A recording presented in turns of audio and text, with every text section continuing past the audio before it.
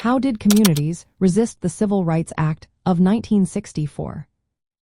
Have you ever wondered how communities pushed back against the Civil Rights Act of 1964? This landmark legislation aimed to end discrimination and promote equality, but not everyone welcomed it. In fact, many communities, especially in the southern United States, resisted the act through various means. Let's break down how this resistance unfolded.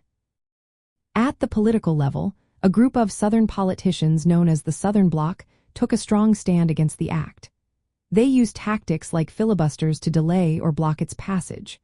A notable example was when 18 Southern Democratic senators, led by Richard Russell from Georgia, launched a lengthy filibuster. Senator Strom Thurmond famously called the bill unconstitutional, claiming it threatened the social order. These politicians framed their opposition as a defense of states' rights, but their true aim was to maintain segregation and inequality. In local communities, resistance showed up in defiance against the law. Many Southern states and local officials chose to ignore or undermine the act.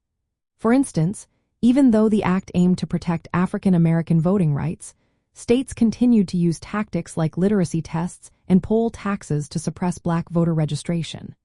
White segregationists, often in positions of power, resorted to violence and intimidation to discourage civil rights activism.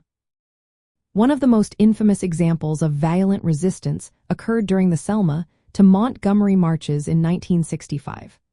On what became known as Bloody Sunday, state troopers attacked peaceful marchers with tear gas and nightsticks as they tried to cross the Edmund Pettus Bridge in Alabama. This brutal response was part of a larger pattern of hostility toward those demanding enforcement of the new laws.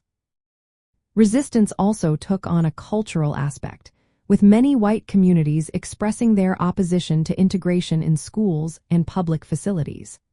Politicians like Alabama Governor George Wallace campaigned on anti-integration platforms, appealing to white voters who opposed the changes brought by the Civil Rights Act. Despite this pushback, the Civil Rights Act of 1960 represented a significant achievement for Black American leaders and activists. Figures such as Martin Luther King Jr. played vital roles in mobilizing public support and drawing attention to the injustices the act sought to address. The resistance highlighted the deep racial divisions in the country but also showcased the courage of Black communities and their allies in fighting for justice. In practical terms, the resistance to the Civil Rights Act showed the need for ongoing activism and federal enforcement to ensure that the law's promises became a reality.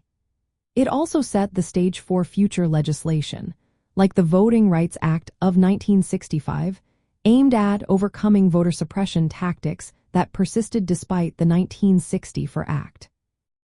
Overall, the resistance to the Civil Rights Act of 1964 was a mix of political obstruction, local defiance, and violent backlash from communities committed to maintaining segregation. This resistance occurred even as Black Americans and civil rights leaders worked tirelessly to secure their rights and achieve social justice.